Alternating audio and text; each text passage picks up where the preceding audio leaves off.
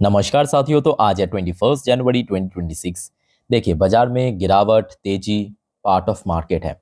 और ऑनेस्टली कह रहा हूँ, पिछले कुछ हफ्तों में जो बाजार में करेक्शन हुआ है या लगातार बाजार में गिरावट चल रहा है, उसके लिए ऐसा भी नहीं है कि भारत सरकार ने कुछ पॉलिसीज चेंज किया या कंपनीज की अर्निंग बहुत खराब हो रहा है।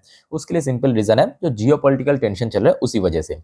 अब आशा रखता हूँ कि जल्दी बाजार रिकवर कर जाएगा।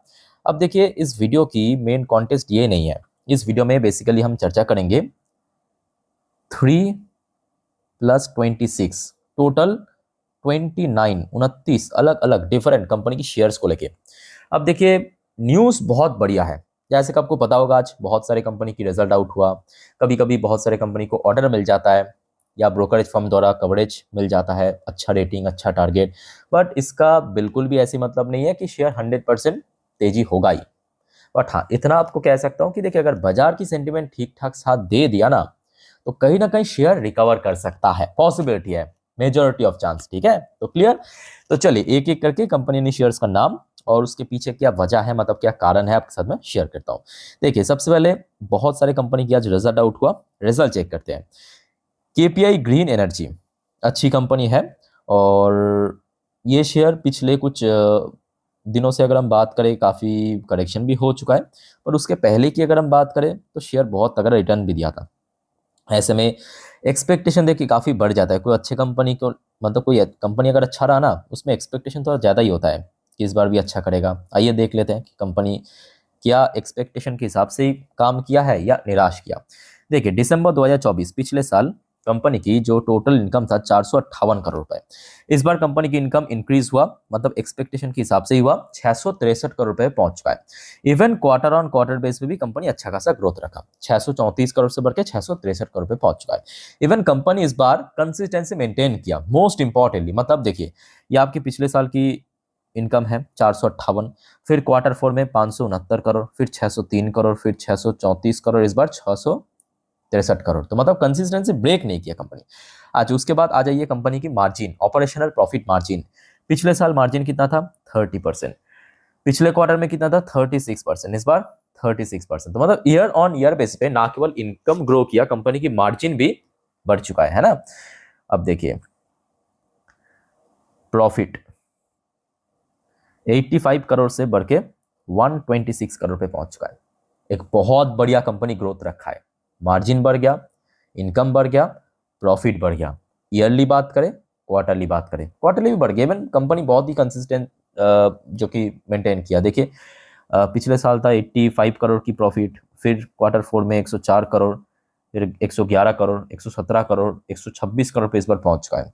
कंपनी की जो अर्निंग पर शेयर वो भी बढ़ गया साथ में, है ना। तो रिजल्ट तो अच्छा रहा। तो अब आशा रखता हूँ कि कल अगर बाजार सही रहा या पॉजिटिव रहा, तो मे भी शेयर रिएक्ट कर सकता है पॉजिटिवली। अच्छा, शेयर्स की अगर हम बात करें, जो हाई है आपके 2025 में टच किया था लगभग 550 के ऊपर। और उसके पहले की अगर हम बात करें, मतलब 2024 की जो हाई है 700, बहुत ऊपर पहुंच गया था शेयर। और जैसे कि आपको पता होगा, 2025 की खास करके सेकंड हाफ में स्मॉल कैप मिड कैप में कुछ ज़्यादा ही पिटाई हुआ। पीएसयू सेक्टर भी लगातार गिरा है, तो ये शेयर भी काफ़ी हद तक नीचे आ चुका था। आशा रखता हूँ कि अगर सब कुछ सही रहा तो शेयर कहीं ना कहीं रिवाइव हो सकता है। अच्छा, नेक्स्ट हम बात करेंगे बैंक ऑफ इंडिया, सरकारी बैंक। और इस बार सरकारी बैंक की मोस्टली रिजल्ट अच्छा ही आ रहा है। पीएनबी का अच्छा नहीं, वो एक्सेप्शन है। बट इसके पहले UCO bank, union bank, bank of Maharashtra बहुत तगड़ा रिजल्ट प्रेजेंट किया। और आज बाजार क्लोज होने के बाद बैंक ऑफ इंडिया का भी रिजल्ट आउट हुआ। आइए देखते हैं।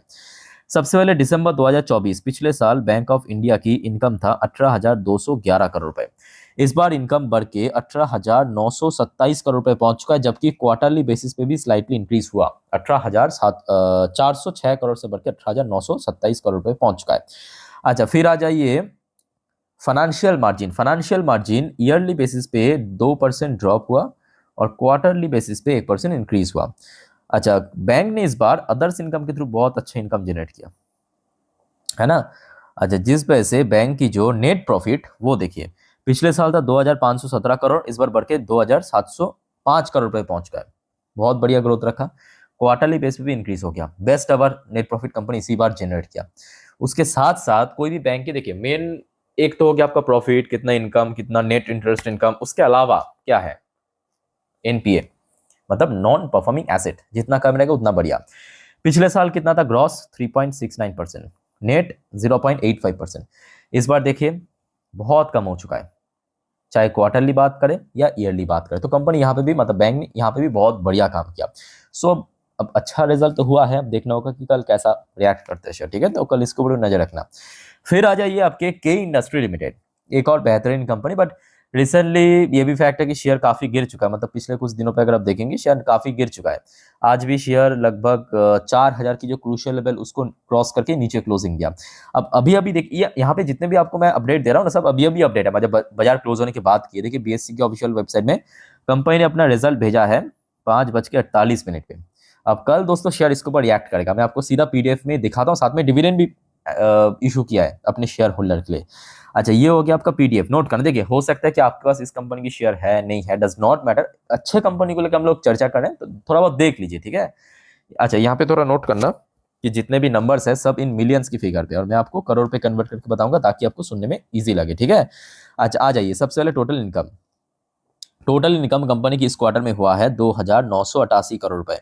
पिछले क्वार्टर था 2,768 करोड़ रुपए, और पिछले साल था 2024 के दिसंबर क्वार्टर में 2,480 करोड़ रुपए। तो मतलब बढ़ गया, ईयरली बेसिस पे भी ग्रो किया, क्वार्टरली बेसिस पे भी ग्रो किया, अच्छी बात है। अब उसके बाद देखिए सब एक्सपेंसेस, चाहे नॉर्मल एक्सपेंसेस या टैक्स एक्सपेंसेस, सब कुछ कैलकुलेट करने के बाद जो बचता है उसे हम कहते हैं नेट प्रॉफिट। तो कंपनी की इस बार नेट प्रॉफिट हुआ 234 करोड़ रुपए। पिछले साल था 164 करोड़ रुपए, और पिछले क्वार्टर में था 203 करोड़ रुपए। तो मतलब कंपनी की नेट प्रॉफिट इनकम के साथ साथ ईयरली बेसिस पे भी ग्रो किया, इवन क्वार्टरली बेसिस पर भी बहुत तगड़ा ग्रोथ रखा है, ठीक है। सो इतना तो हम कह सकते हैं कि केई की रिजल्ट बहुत ही बढ़िया। अच्छा डिविडेंड वाला अपडेट तो मैं आपको देना ही भूल गया, डोंट वरी दे देता हूँ। तो कंपनी उसके साथ साथ डिविडेंड का भी अनाउंसमेंट किया, देख लीजिए। कंपनी 4.50 रुपए की इंटरम डिविडेंड डिक्लेयर किया, 4.5 रुपए की, ठीक है। ठीक है, मतलब देखिए शेयर की जो प्राइस है उस हिसाब से बहुत ज़्यादा नहीं ऑब्वियसली, बट अच्छी कंपनी है, मतलब रिटर्न्स के मामले में बहुत ही कंसिस्टेंट है। आप देख सकते हो पिछले 5 सालों में शेयर ने 674% की रिटर्न दिया। एक साल की बात करें पिछले, तो शेयर यहाँ पे रिकवर कर गया था। मतलब पिछले साल अप्रैल के बाद से हमने देखा था मार्केट बहुत रिकवर हुआ था, तो शेयर लगभग 80% के ऊपर चल गया था, ध्यान से नोट करना, ठीक है, 74-80%। और पिछले कुछ टाइम पे शेयर लगभग 9-10% नीचे भी आ चुका। अब देखना होगा कि कल अगर बाजार के साथ मिल गया तो शेयर कहीं ना कहीं रिकवर कर सकता है, ठीक है। सो यहाँ तक क्लियर हो चुका है। चलो अगले अपडेट पे चलते हैं। और उसके पहले साथियों आप सभी को रिक्वेस्ट करूंगा, अगर आपको वीडियो अभी तक अच्छा लगा, इन्फॉर्मेटिव लगा, प्लीज दोस्तों वीडियो को लाइक करना, और प्लीज चैनल को सब्सक्राइब भी करके रखना ऐसे इन्फॉर्मेटिव वीडियो हर रोज हर वक्त पाने के लिए। और याद रखना मेरे प्यारे साथियों, आज रात की 10:30 की वीडियो जिस पर हम नेक्स्ट डे मार्केट प्रेडिक्शन, मतलब कल मार्केट मोस्ट प्रोबेबली किस तरह मूव कर सकता है, या आज पूरे दिन शेयर बाजार की अपडेट को डिटेल में चर्चा करेंगे, मिस मत करना, ठीक है। और प्लीज चैनल को सब्सक्राइब करके जरूर रखना। अच्छा नेक्स्ट अब थोड़ा सा देखिए कि देखिए सामने बजट है, फर्स्ट फेब सबको पता है, चलो ठीक है। एक्सिस की तरफ से डिफरेंट डिफरेंट सेक्टर से टोटल 26 शेयर को पीक किया है, ठीक है। अब देखिए ये गलती मत करना कि इन्होंने 26 शेयर दिया मतलब कल आपने एकदम आंख बंद करके 26 शेयर में निवेश कर दिया, ये गलती मत करना, ठीक है। इन्फॉर्मेशन पर्पस आप देख लीजिए तो आपको हेल्प मिल जाएगा जब आप खुद स्टडी करोगे। जैसे कि ये देखिए banking and financial service sector से कौन कौन सी शेयर को पिक किया, SBI, HDFC bank, bank of Baroda, ICICI bank, ये चारों को पिक किया, ठीक है। अच्छा उसके अलावा इंफ्रा एंड हाउसिंग सेक्टर से पिक किया है अल्ट्राटेक सीमेंट, डालमिया भारत, जेके सीमेंट, अंबुजा सीमेंट, चार से शेयर को पिक किया। अच्छा इसके बाद आ जाइए आपके फार्मास्यूटिकल सेक्टर से पिक किया है डीवीज लैब को, pharma and health care sector से आपके सिंजिन इंटरनेशनल को, सन फार्मा, अपोलो हॉस्पिटल को। फिर आ जाइए आपके टूरिज्म सेक्टर से पिक किया है इंडियन होटल और चैलेट होटल को, 2 शेयर को। फिर आपके टेलीकम्युनिकेशन सेक्टर से भारती एयरटेल, ऑब्वियसली एक ही कंपनी है, मतलब टॉप लेवल की, और बाकी जियो तो अभी एक साथ है रिलायंस की। अच्छा मेटल सेक्टर से पिक किया टाटा स्टील को, नैल्को, सेल एंड हिंडाल्को, 4 शेयर को, ठीक है। फिर आ जाइए आपके ऑटोमोबाइल सेक्टर से पिक किया है Maruti Suzuki, TVS motor, Eicher motor, Bajaj auto, Ashok Leyland, वाह रे वाह। बट एक चीज मुझे थोड़ा सा समझना है, महिंद्रा को भी पिक करना चाहिए मे बी, लेट्स सी। अच्छा केमिकल एंड फर्टिलाइजर सेक्टर से पिक किया है धनुका एग्रीटेक को, पीआई इंडस्ट्री को। तो टोटल ये 26 शेयर को दोस्तों बजट पर्पस पिक किया है एक्सिस ने, ठीक है। सो दोस्तों ये कुछ कंपनी की शेयर्स के ऊपर कल दोस्तों याद रखना, मतलब नजर रखना। अच्छा, एक और छोटा सा अपडेट मैं आपको दे देता हूँ। देखिए अभी ये वीडियो मैं रिकॉर्ड कर रहा हूँ शाम लगभग 7 बजे के आसपास, जैसे कि अब आप देख सकते हो अभी गिफ्ट निफ्टी की पोजीशन 25,167 पॉइंट पे चल रहा है। मतलब आज जहां पे निफ्टी क्लोजिंग दिया उससे सिर्फ 10 पॉइंट ऊपर। बट ये याद रखना ये शाम की अपडेट है, मतलब अभी की अपडेट है। डज नॉट मैटर कि कल सुबह ऐसा ही रहेगा, डिफरेंट हो सकता है, बहुत अच्छा भी हो सकता है, बहुत खराब भी हो सकता है। और जो आपको मैं शुरू में कह रहा था कि आज की रेट में मार्केट सिर्फ जियोपॉलिटिकल टेंशन या जियोपॉलिटिकल कारण की वजह से मूव कर रहा है, ठीक है। तो हमेशा अपडेट लेते रहिए, खुद को अपडेट रखिए। और साथियों आप सभी को रिक्वेस्ट करूंगा चैनल को सब्सक्राइब करके जरूर रखना। और आगे भी बहुत सारे इंपॉर्टेंट टॉपिक पर मैं वीडियो डालूंगा, तो एक भी अपडेट मिस मत करना। तो take care, bye bye, wind up करता हूँ, जय हिंद।